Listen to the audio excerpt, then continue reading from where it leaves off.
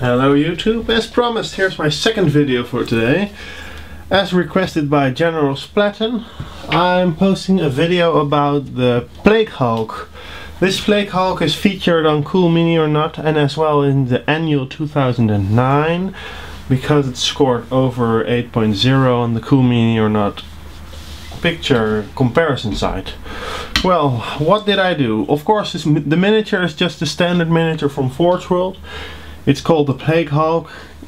If you order it, you get a resin body, and the bottom is from the Defiler kit. You get an entire Defiler kit, so you have some parts to spare as well.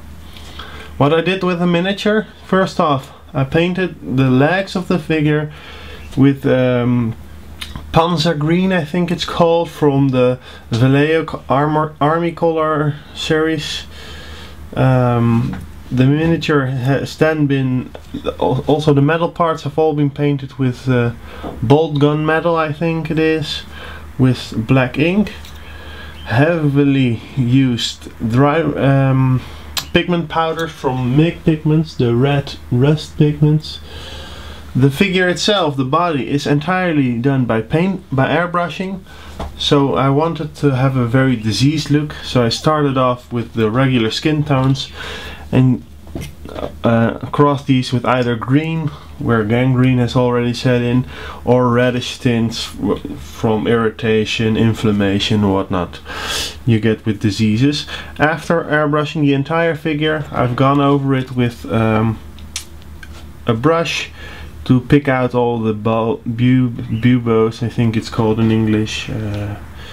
Yeah, what need I say more?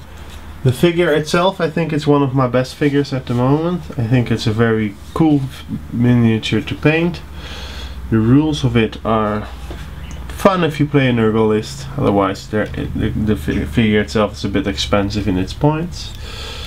And yeah, I don't know what else, so I'll now pick up the camera and show you some close-ups.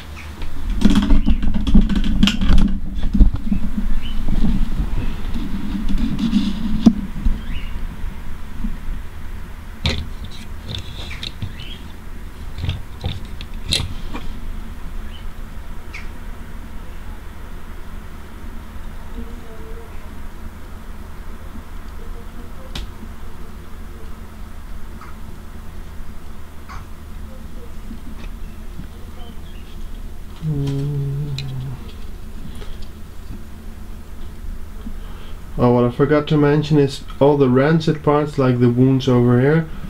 I just finished them off with gloss varnish. Besides giving it a slimy look, which always is great, it also helps you with a bit with auto shading. So don't forget to use different kinds of varnishes. I use matte varnish, satin and gloss mixed across my miniatures, not just for sealing them, but to give those effects.